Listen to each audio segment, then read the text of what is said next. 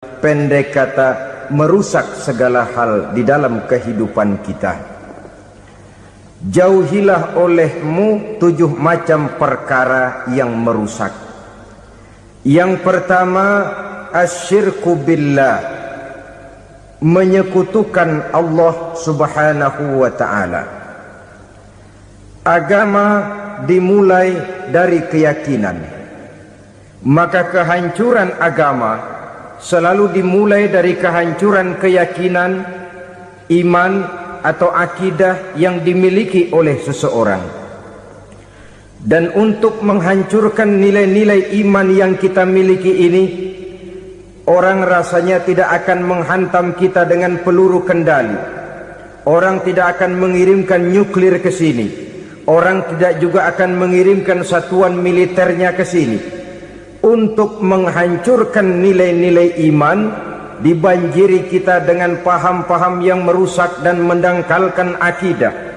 Baik ia bernama materialisme, baik ia bernama sekularisme, baik ia bernama banjirnya maksiat dan munkarat, baik ia bernama banjirnya peradaban dan kebudayaan yang menghancurkan moral daripada anak-anak kita, sedikit demi sedikit melenturkan dan melunturkan nilai-nilai keimanan kita, untuk kemudian pada waktunya nilai iman itu akan bertukar dan berganti menjadi nilai syirik kepada Allah subhanahu wa ta'ala.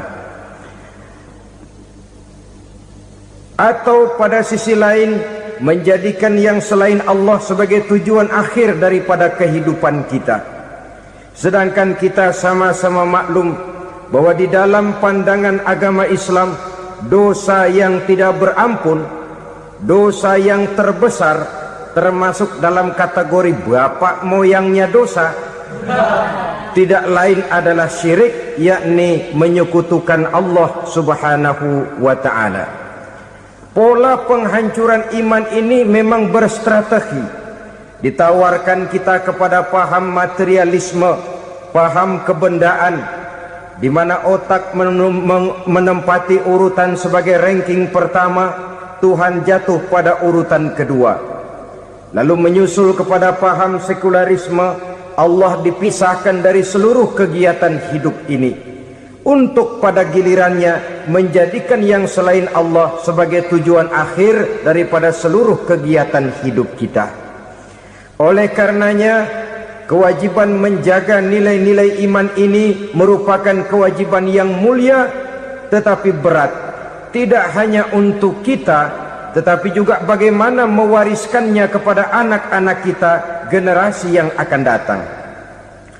Orang-orang tua bijaksana yang diceritakan di dalam Al-Quran, kalau sudah berpikir tentang anak-anaknya, pertanyaan yang paling mereka risaukan ialah, ma ta'buduna min ba'di.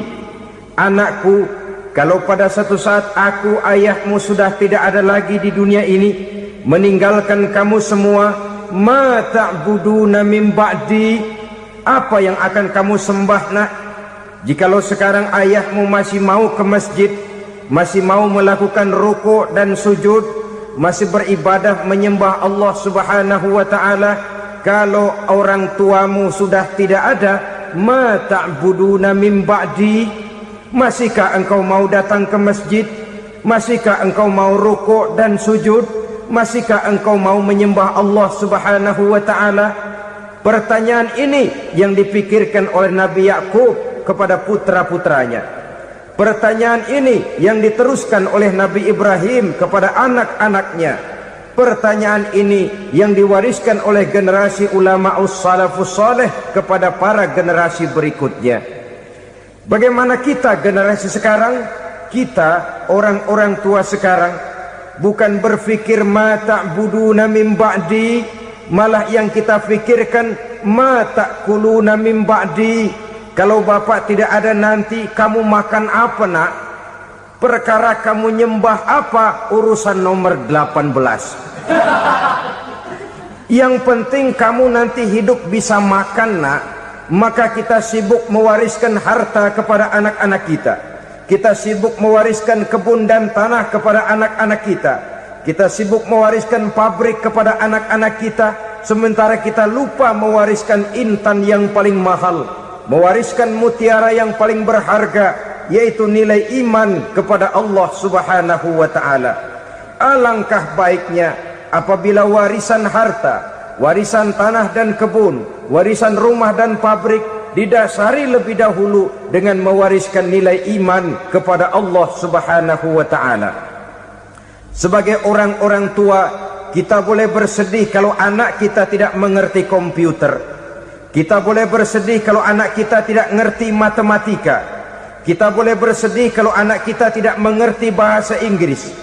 Tapi sewajarnya lebih bersedihlah kita orang tua jikalau mempunyai anak yang tidak kenal Allah sebagai Tuhannya, yang kemudian tidak mau rukuk dan sujud kepada Allah Tuhannya.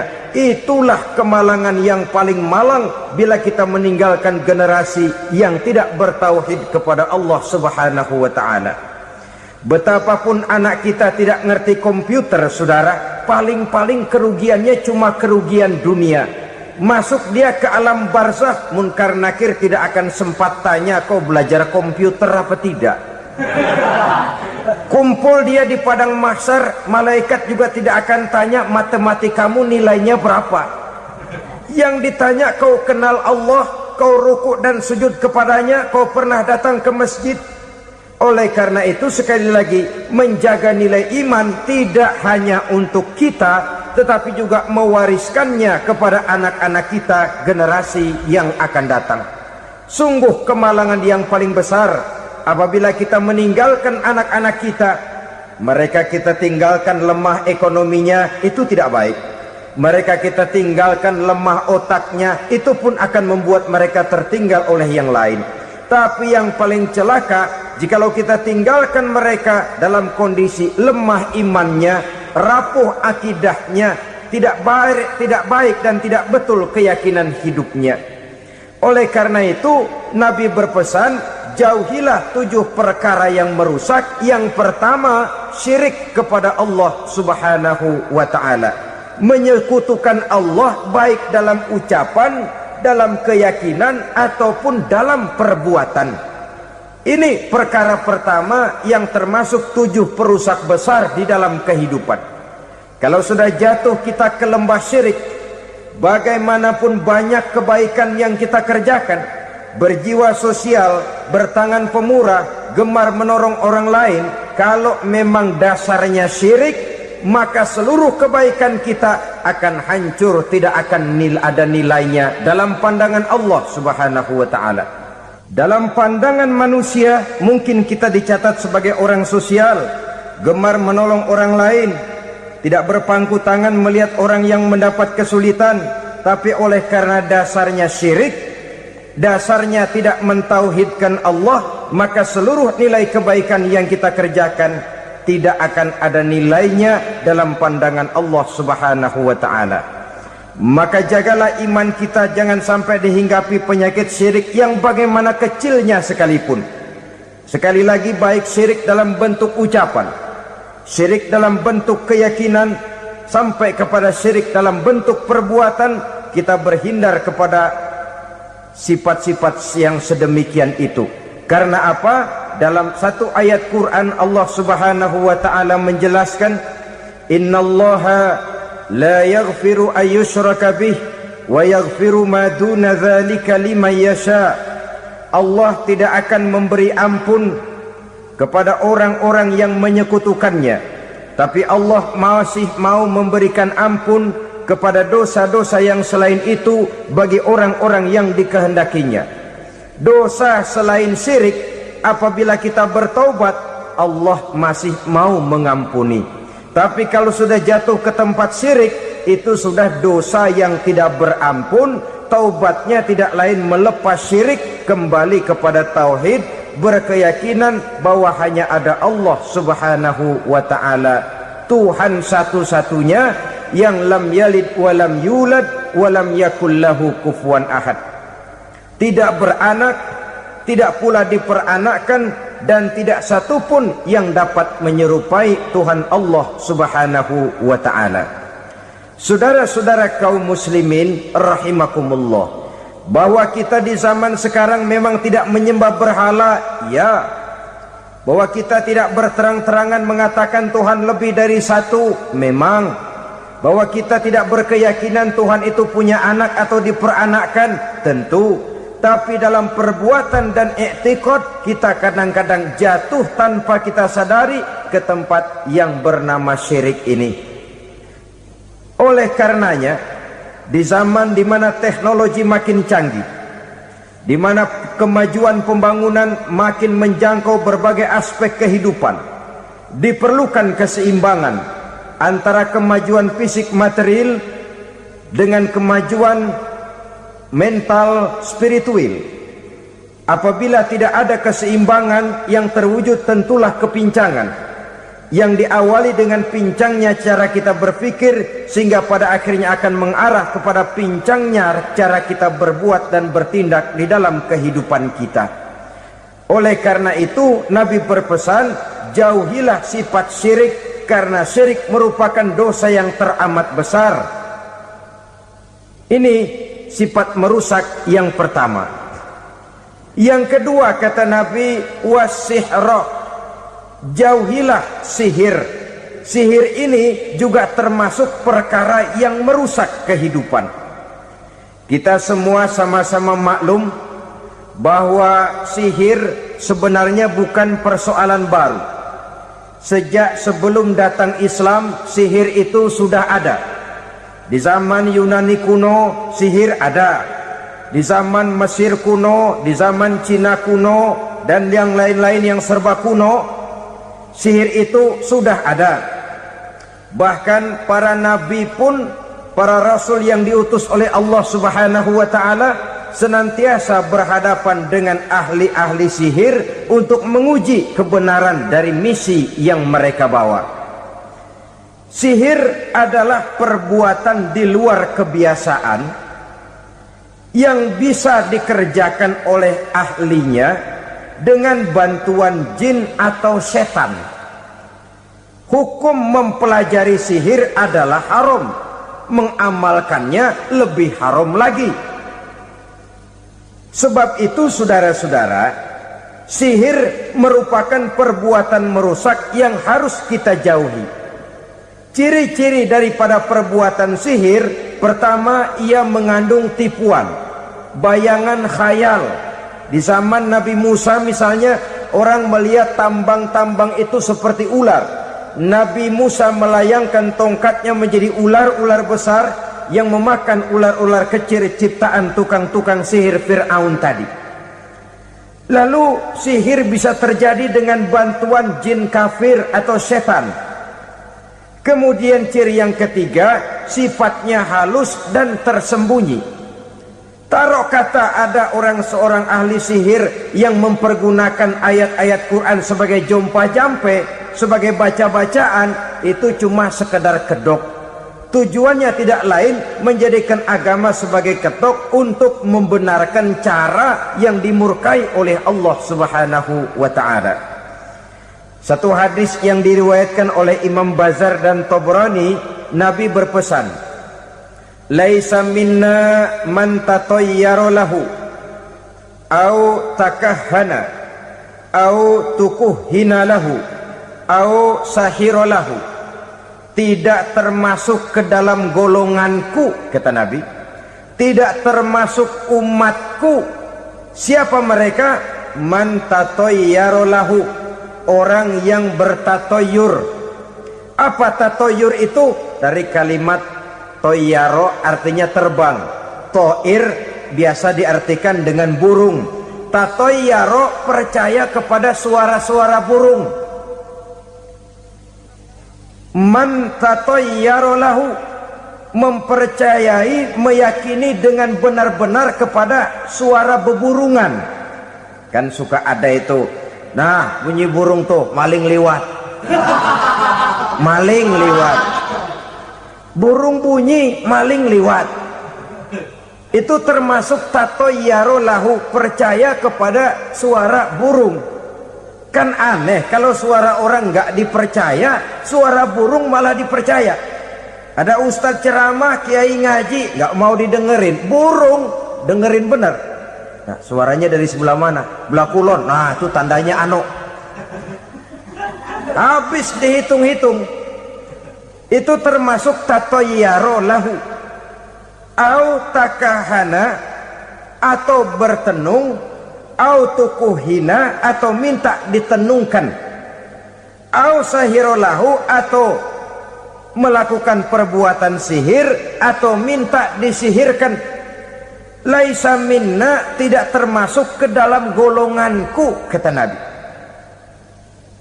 Sehingga dengan demikian saudara-saudara, menghadapi sihir dengan sihir sekalipun termasuk perbuatan yang tidak diajarkan oleh agama. Kita kan mempelajari sihir untuk jaga diri, tidak apa-apa. Yang dilarang mengamalkannya, dilarang juga mempelajarinya. Sebab orang kalau sudah mengetahui, biasanya lalu terangsang untuk mencoba. Kalau percobaannya berhasil, biasanya terangsang untuk coba lagi dan coba lagi. Pada akhirnya ketagihan, lalu beralih menjadi profesi, apalagi itu nanti bisa mendatangkan hasil uang. Saudara-saudara kaum muslimin rahimakumullah, kita manusia makhluk nyata. Kita hidup di alam nyata, terikat oleh sunnatullah, causality. Oleh karenanya, bagi kita keyakinan yang penuh, keikhlasan di dalam bertuhankan Allah, penyerahan diri sepenuhnya hanya kepadanya, itu sudah merupakan obat penangkal yang sangat ampuh agar kita tidak terkena penyakit-penyakit yang dibuat oleh setan dan para pembantunya.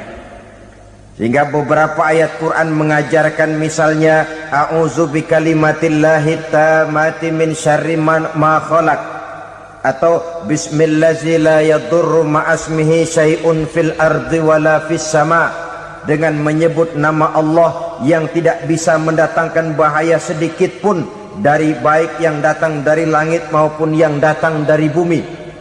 Jiwa yang kosong dari keyakinan yang penuh kepada Allah, jiwa yang penuh was-was dan ragu-ragu, itu yang mudah terserang oleh penyakit-penyakit yang dikerjakan oleh para tukang-tukang sihir, yaitu oleh setan dan seluruh para pembantunya.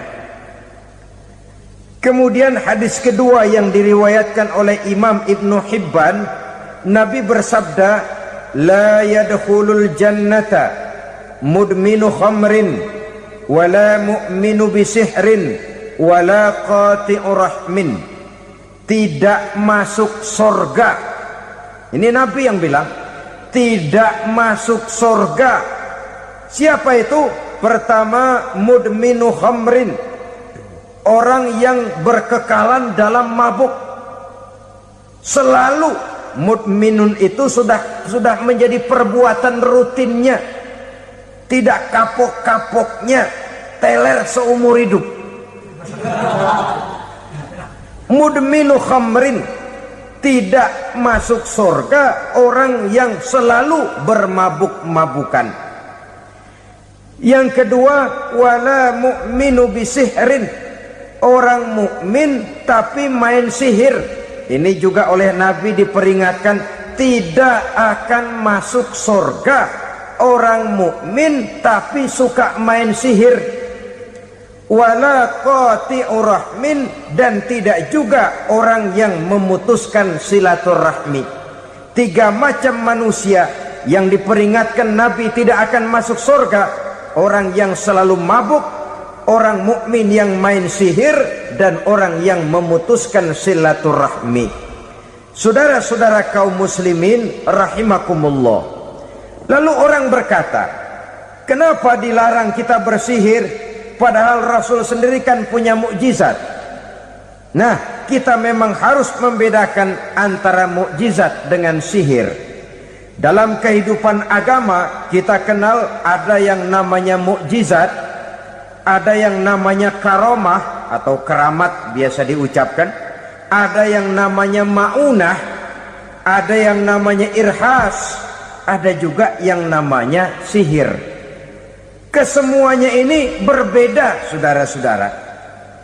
Yang dinamakan mukjizat itu khusus untuk para rasul saja.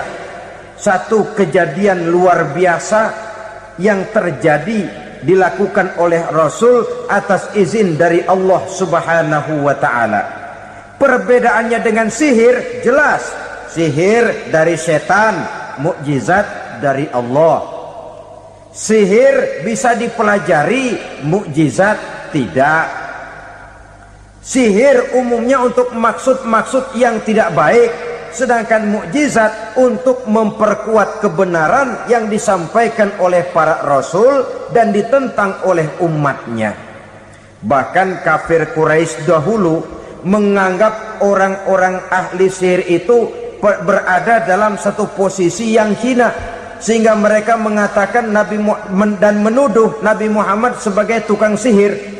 Tuduhan sebagai tukang sihir adalah tuduhan yang sangat aib dan hina. Di tengah masyarakat kufar jahiliyah, kedudukan tukang sihir dipandang sebagai kedudukan yang hina, sehingga mereka mengejek Nabi dengan sebutan tukang sihir. Jadi mukjizat hanya untuk Rasul saja. Kemudian karomah.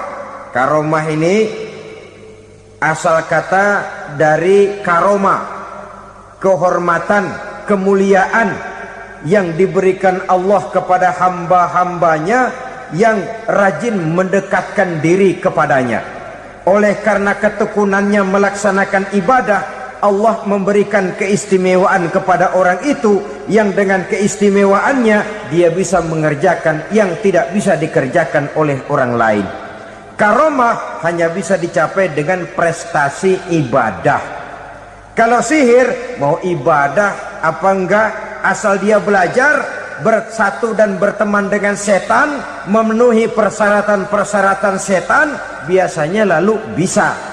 Sedangkan karomah tidak mungkin terwujud tanpa orang mendekatkan diri sedekat-dekatnya kepada Allah Subhanahu wa ta'ala.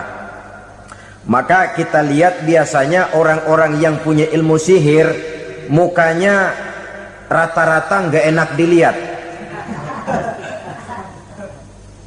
Kumuh, jauh dari air wudhu, jauh dari sujud kepada Allah, malah berteman dengan setan, menjadi pelayan-pelayannya setan. Saudara-saudara, adapun maunah, keistimewaan yang diberikan Allah kepada hamba-hambanya yang belum sampai kepada tingkat wali, tapi orang itu lebih banyak kebaikannya daripada kesalahannya. Umpamanya, saudara jalan bertiga di pinggir jalan, saudara ada pada posisi di tengah, lalu bertiga ini ketabrak mobil. Menurut perhitungan saudara mati lebih dahulu. Tapi terjadi hal yang aneh, dua teman saudara mati, saudara malah cuma luka dan lecet sedikit saja. Apa itu? Kalau kita lebih banyak kebaikannya daripada kesalahannya, itu yang dinamakan maunah, pertolongan yang diberikan Allah kepada hamba-hambanya yang lebih banyak kebaikannya daripada kesalahannya. Sedangkan yang dinamakan irhas, kejadian luar biasa pada diri seseorang pada waktu dia masih kecil, yang menunjukkan tanda-tanda keistimewaannya. Itu umumnya pada para nabi pada usia kecilnya sudah ada irhas, tanda-tanda istimewa. Jelas baik mukjizat, karomah, maunah maupun irhas berbeda dengan sihir. Sihir ini jelas saja merupakan bantuan dan persekutuan antara manusia dengan setan. Padahal setan, kata Allah dalam Al-Quran, innahu lakum aduwwum mubin, sesungguhnya setan bagi kamu adalah musuh yang sangat jelas. Saudara-saudara kaum muslimin rahimakumullah, di zaman sekarang dalam menghadapi beban kehidupan yang makin pelik, menghadapi stres yang tidak kunjung selesai, menghadapi persoalan-persoalan yang teramat berat, orang sering mencari jalan keluar kepada hal-hal yang menurut pendapatnya bisa meringankan beban moralnya itu. Pergilah dia mencari sesuatu yang dapat meringankan bebannya. Dan tidak jarang yang jatuh ke pangkuan tukang-tukang tenung, ke pangkuan tukang-tukang sihir, yang mereka itu oleh Quran dijelaskan kadzabal munajjimun walau sodaku. Tukang-tukang tenung, tukang-tukang sihir, mereka itu bohong walaupun benar. Maksudnya bohong walaupun benar, artinya kalau yang mereka kerjakan benar, itu sih kebenaran. Benar dengan kebenaran itu lain. Kebenaran, kebetulan bisa, tapi tidak untuk selalu. Apalagi kalau itu sudah membahayakan kehidupan orang lain. Jadi oleh karena itu Nabi berpesan, jauhilah daripada sihir. Kalau sudah jauhilah dari sihir, artinya ya jauhilah daripada mempelajarinya, jauhilah daripada bergaul dengan orang-orang yang ahli di bidang itu, karena dari pergaulan segalanya bisa menular. Baiklah saudara, ini yang kedua. Yang ketiga pesan Nabi, wa qatlan nafsil lati harramallahu illa bil haq. Membunuh orang lain dengan cara yang tidak benar. Membunuh orang yang diharamkan oleh Allah Subhanahu wa ta'ala untuk melakukannya kecuali dengan alasan yang benar. Kita tahu Islam adalah agama damai. Sesuai dengan namanya, ia tidak dikembangkan dengan pedang dan kekerasan. Ia dikembangkan dengan keteladanan dan tuntunan moral. Oleh karena Islam bukan agama kekerasan, Islam pun tidak mementingkan dan mengajarkan kekerasan kecuali dengan alasan yang benar dan bisa dipertanggungjawabkan. Membunuh dengan sengaja, menghilangkan nyawa orang lain tanpa alasan yang bisa dibenarkan adalah merupakan dosa besar dan satu di antara 7 perkara yang bisa mendatangkan kerusakan dalam kehidupan dan yang hendaknya harus kita jauhi.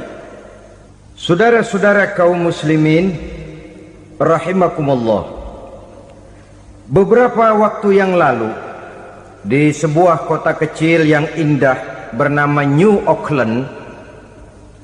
Saudara tahu New Auckland? Itu dari Gunung Kidul masih ngidul lagi.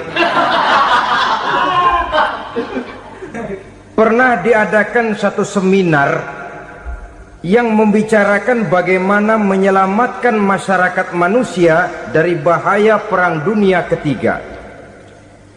Diperkirakan kalau terjadi Perang Dunia Ketiga, manusia tidak akan tersisa. Sebab apa? Pada waktu itu cadangan nuklir yang dimiliki oleh bersama Amerika dan Rusia konon sudah sanggup memusnahkan 6 miliar manusia pada saat jumlah manusia baru 5 miliar. Jadi kelebihan nuklir dunia ini. Kalau terjadi Perang Dunia Ketiga, sulit manusia untuk tersisa. Maka dibahaslah di dalam seminar itu, wah, supaya tidak terjadi Perang Dunia Ketiga, maka perlombaan membuat senjata-senjata canggih, alat-alat pembunuh modern harus segera dibatasi. Dibahas, tidak mungkin kita membatasi perlombaan membuat senjata. Kenapa?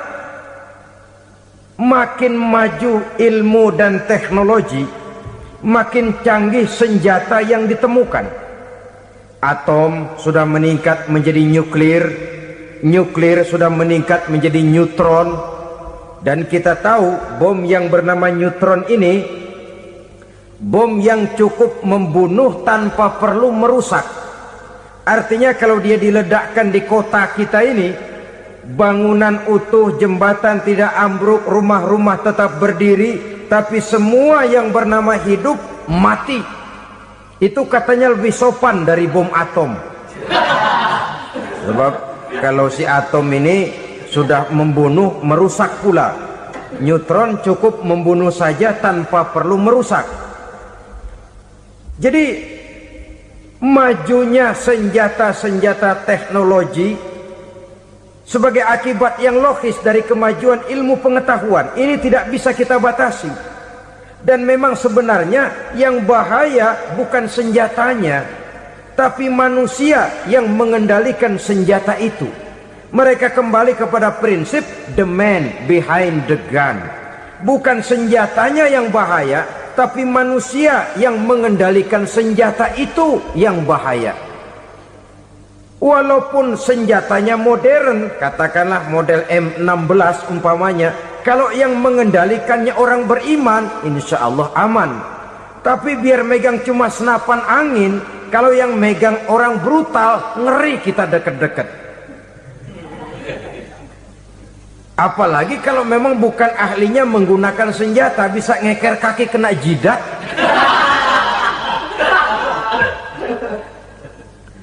Mereka kembali kepada prinsip lama yang tetap baru. Bukan senjatanya yang harus dibatasi, manusia yang mengendalikan senjata itu yang perlu dibicarakan. Nah, kalau begitu, agar manusia tidak mempergunakan senjata sewenang-wenang, apa yang harus kita lakukan? Ya, manusianya harus bermoral. Ya, tapi moral yang mana? Di dunia ini banyak ajaran tentang moral. Itu pun mudah saja. Di sini kan kita undang saja ahli dari berbagai agama untuk membicarakan konsep perdamaian menurut agamanya masing-masing. Baik, setuju itu, setuju. Maka tampillah para ahli agama, mereka kembali kepada prinsip moral daripada konsep yang terkandung di dalam ajaran agama untuk menegakkan perdamaian.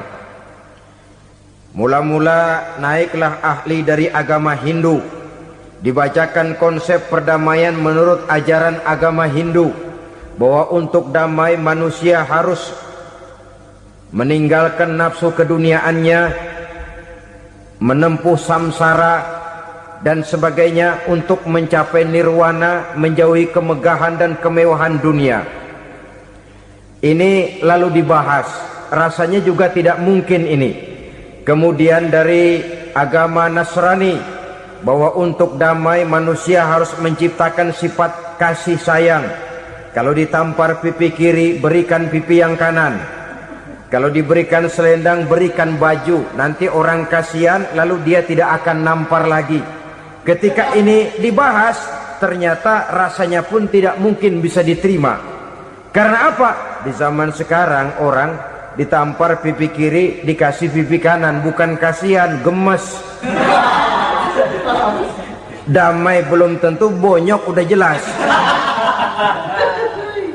Lalu ketika dibacakan konsep perdamaian menurut Quran, di mana disampaikan ayat wa jazaa'u sayyi'atin sayyi'atun misluha faman afa wa aslaha fa ajruhu 'ala Allah. Balasan terhadap satu kejahatan adalah kejahatan yang seimbang, tetapi barang siapa yang memberi maaf dan mencari jalan damai, itulah yang terbaik dan akan mendapat pahala dari Allah Subhanahu wa ta'ala. Kamu tidak salah ditampar pipi kirimu, tampar lagi pipi kirinya sekeras dia menampar pipi kirimu.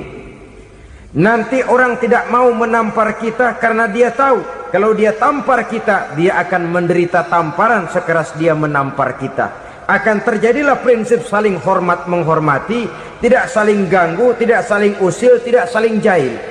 Atas dasar ini perdamaian bisa ditegakkan. Mereka bisa menerima konsep ini, tapi kemudian seminar ditutup tanpa satu keputusan resmi.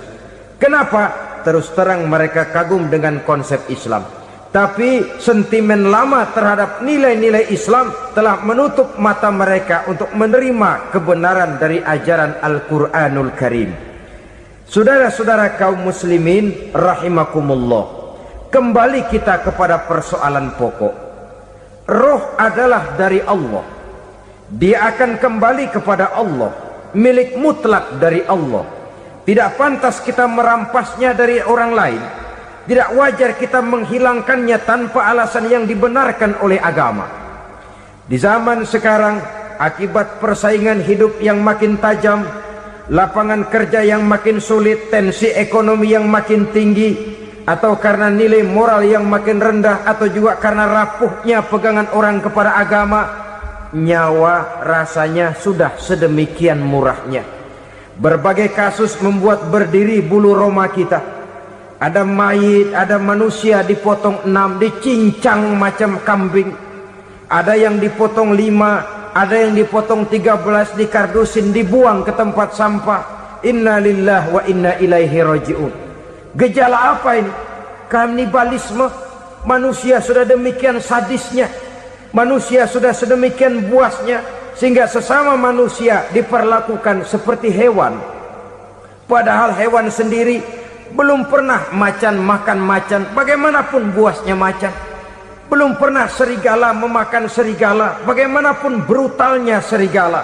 Tetapi manusia makan manusia di zaman sekarang kadang jadi kenyataan dalam kehidupan kita. Kadang persoalannya remeh saja. Soal uang 200 perak, pisau bicara, nyawa melayang. Soal rokok sebatang, celurit bicara, nyawa melayang. Soal-soal yang sama sekali tidak prinsip, begitu mudah kita menghilangkan nyawa orang lain. Padahal Nabi pernah memperingatkan, apabila dua orang muslim sudah berkelahi dan berbunuh-bunuhan, al-qatil wal maktul finnar, yang membunuh dan yang terbunuh dua-duanya neraka. Sahabat heran, ya Rasul, kalau yang terbunuh, kalau yang membunuh masuk neraka itu sih wajar, tapi yang terbunuh kenapa neraka juga? Beliau menjawab, dua-duanya sudah punya niat untuk saling membunuh. Niatnya itu yang diponten. Yang terbunuh cuman lagi apos aja, keduluan dia.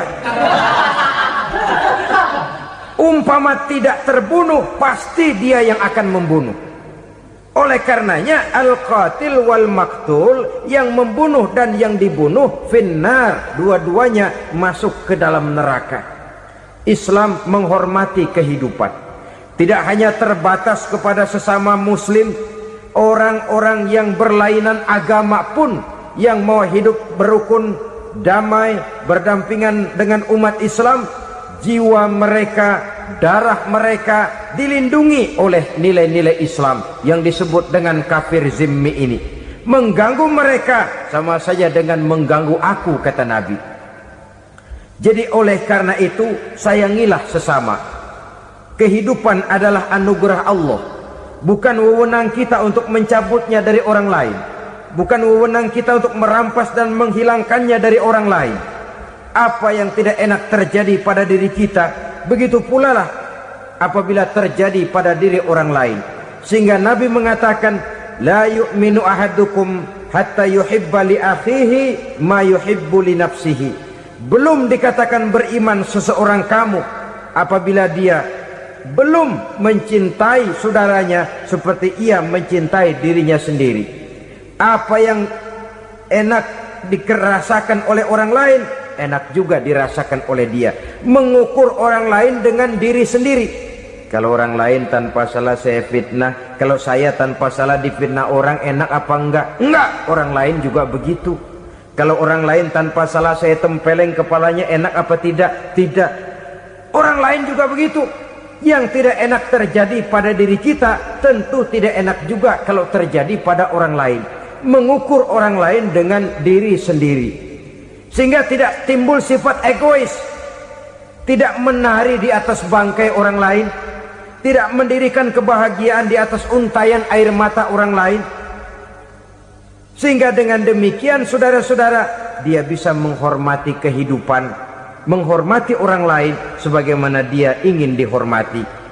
Inilah perbuatan ketiga yang merusak, membunuh orang lain dengan yang diharamkan Allah tanpa alasan yang benar. Yang ketiga. Kemudian yang keempat, perbuatan merusak wa aklar riba, makan riba. Hidup adalah tolong menolong. Bahasa kerennya take and give katanya. Saling memberi dan saling menerima. Nabi mengajarkan, man kuraba kurbatan min kurabid dunya karaballahu lahu kurbatan min kurabi yaumal qiyamah. Wallahu fi aunil abdi madamal abdu fi auni akhihi. Siapa yang meringankan beban dari beban-beban yang dirita seseorang di dalam kehidupan dunia, Allah akan meringankan bebannya daripada beban-beban yang harus dipikulnya di hari kiamat nanti. Wallahu fi aunil abdi madamal abdu fi auni akhihi. Allah senantiasa akan menolong seorang hamba selama hamba itu masih mau menolong saudaranya. Allah selalu akan menolong seorang hamba selama hamba itu masih mau menolong saudaranya. Apabila kita sudah berpangku tangan terhadap kesulitan orang lain, biasanya pun pada saat kita mendapat kesulitan, kita akan sulit juga memperoleh pertolongan. Nah, riba alias renten, kedoknya adalah menolong orang, tapi sama juga bulu buntutnya dilepas, palanya dicekek. Menolong orang pada akhirnya menjadi beban bagi seseorang, dan memang mencari orang-orang yang berada dalam posisi kesulitan. Biasanya di daerah-daerah di mana musim paceklik, jadi lapangan kerja sulit, sedangkan urusan perut tidak bisa ditunda. Akhirnya orang terjebak ke dalam rentenir, ke dalam riba, ke dalam renten. Bunga berbunga, sehingga satu saat jumlah bunganya bisa lebih besar dari jumlah pinjaman pokoknya. Kemudian kalau juga ternyata tidak bisa dibayar, rumah jadi taruhan. Memang rumah satu-satunya, begitu rumah ditarik mulain camping. Bukankah pada akhirnya akan mewariskan kesengsaraan?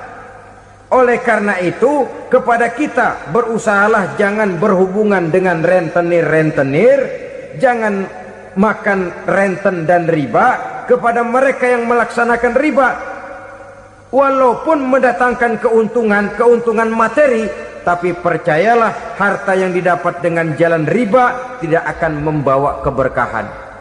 Manakala tidak membawa keberkahan, dia tidak akan mendatangkan ketenangan di dalam kehidupan kita. Oleh karenanya, memakan harta riba termasuk perbuatan yang merusak sendi-sendi kehidupan sosial, merusak kehidupan orang lain, merusak kehidupan masyarakat, tetangga, pergaulan, dan sebagainya. Yang kelima, wa akla malil yatim, memakan harta anak yatim dengan cara yang zalim. Nih, memang lezat. Anak yatim itu nggak tahu urusan apa-apa. Kita diamanahkan untuk mengurusinya. Kadang-kadang dibentuklah panitia penyantunan yatim piatu. Yatimnya mah tetap kelaparan, panitianya yang pada gendut.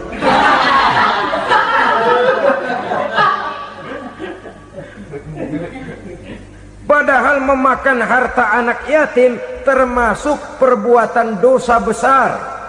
Dan menjantuni yatim merupakan perbuatan mulia.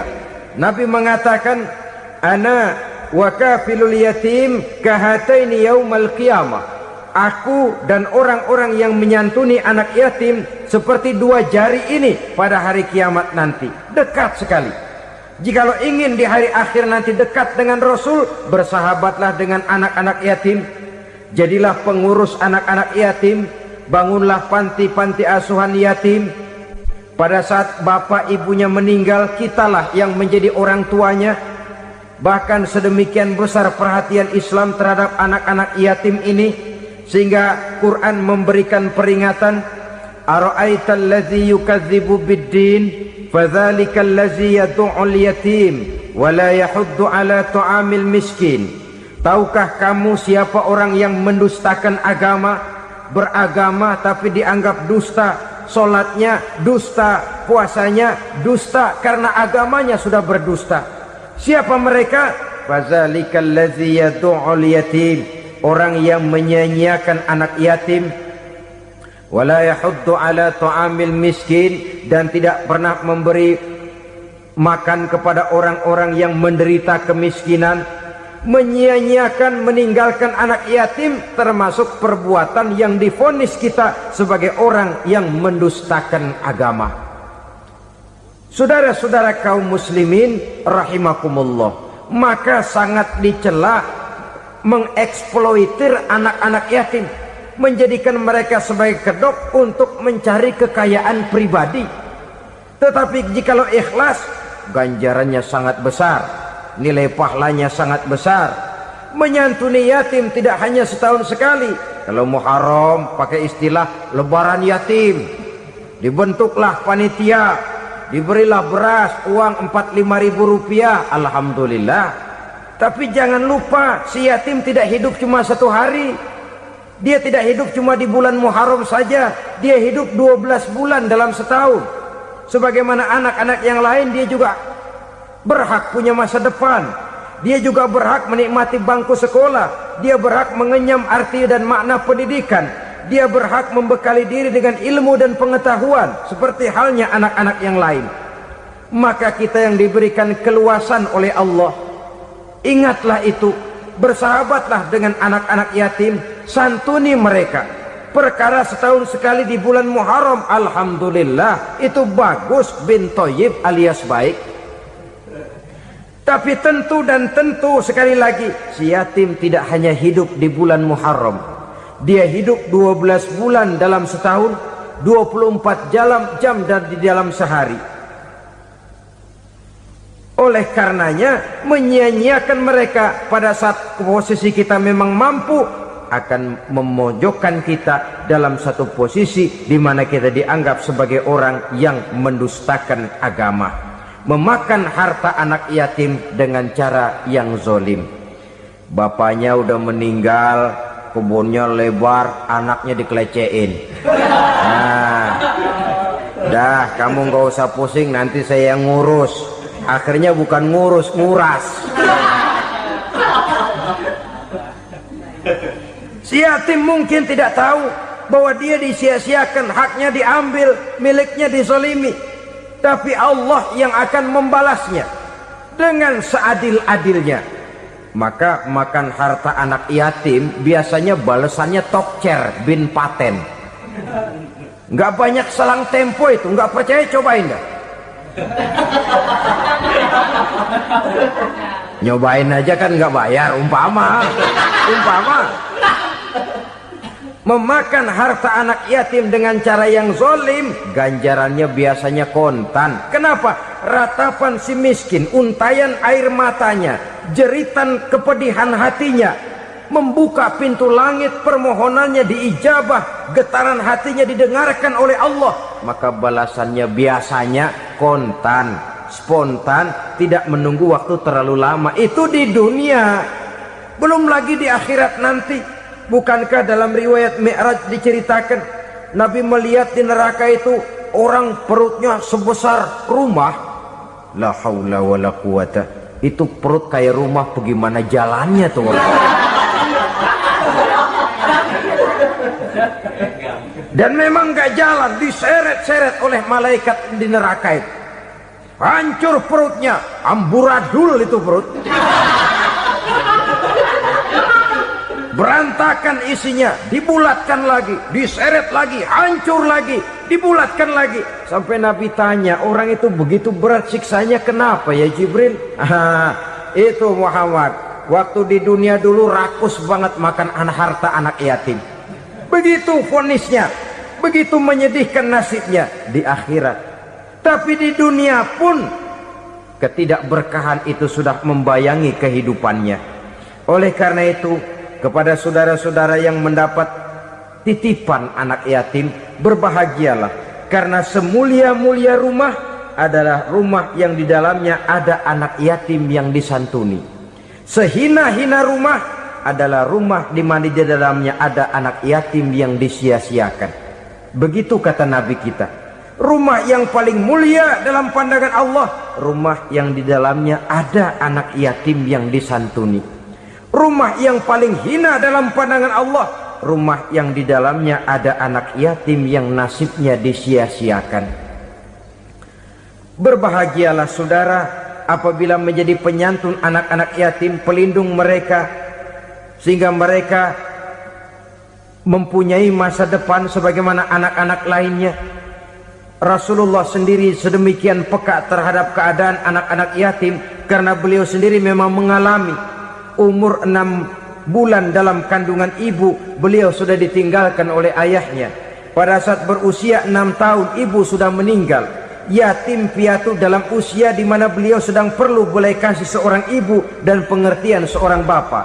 Kepekaan itu lalu timbul, bahkan kemudian sampai kepada beliau berkata, aku dan orang yang menyantuni anak yatim seperti jari tengah dan jari telunjuk di hari akhirat nanti. Sedemikian dekatnya.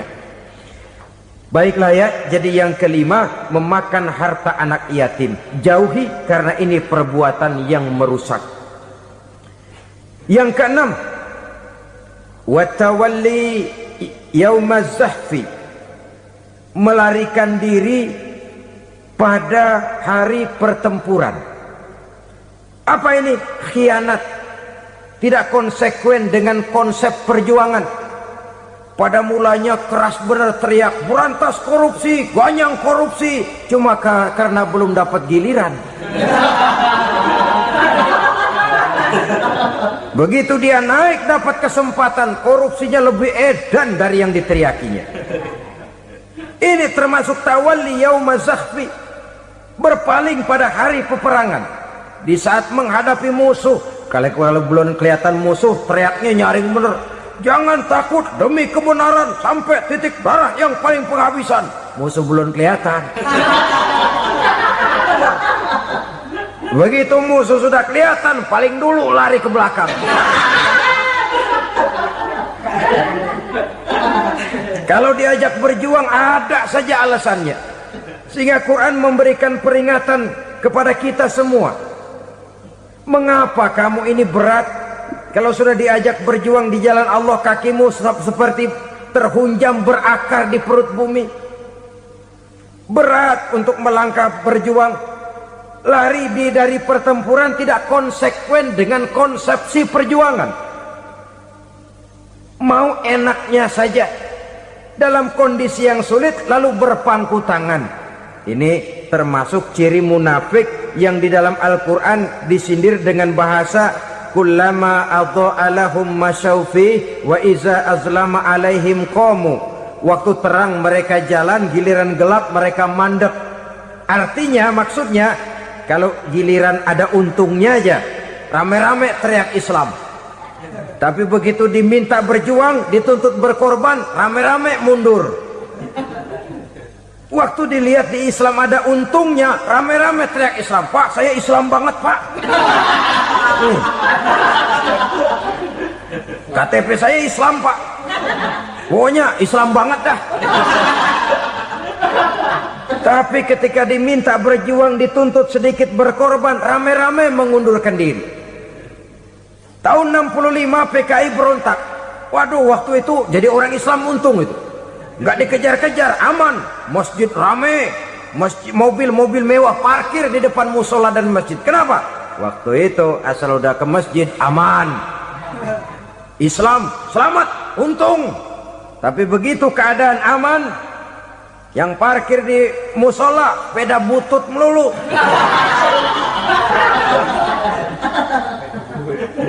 Waktu terang mereka jalan, waktu gelap mereka berhenti. Dikala di Islam ada untungnya, baru wah Islam bagus, Islam hebat. Tapi waktu dilihat ada kerugian, jangan bawa-bawa Islam dah.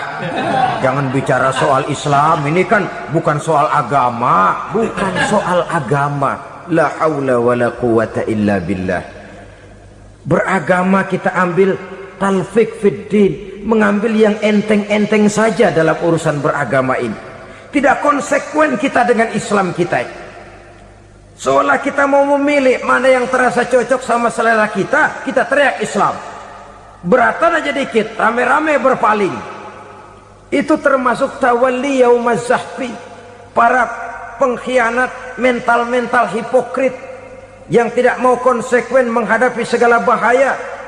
Itu termasuk perbuatan yang merusak. Kenapa? Kalau cuma dia saja yang lari, mungkin tidak jadi soal. Tapi larinya ini akan mempengaruhi orang lain. Nah, pengaruhnya itu yang dicegah. Sebab kalau satu sudah mulai lari, yang lain mulai ngelirik. Ketika yang dilirik kemudian tidak ada reaksi, dia akan ikut lari. Artinya apa? Seorang muslim harus konsekuen dengan konsep perjuangannya, dengan keyakinan keagamaannya, dan tidak memilih yang enak-enak saja di dalam kehidupan beragama. Lari dari pertempuran, bermental khianat, mengkhianati agama, merupakan satu di antara sifat yang merusak. Terakhir saudara, wa qazfal muhsanatil ghafilatil mu'minat, menuduh perempuan baik-baik yang tidak tahu menahu tentang tuduhan yang dituduhkan kepadanya, menuduh perempuan mukmin yang baik-baik yang tidak tahu menahu tentang tuduhan yang dilakukan kepadanya.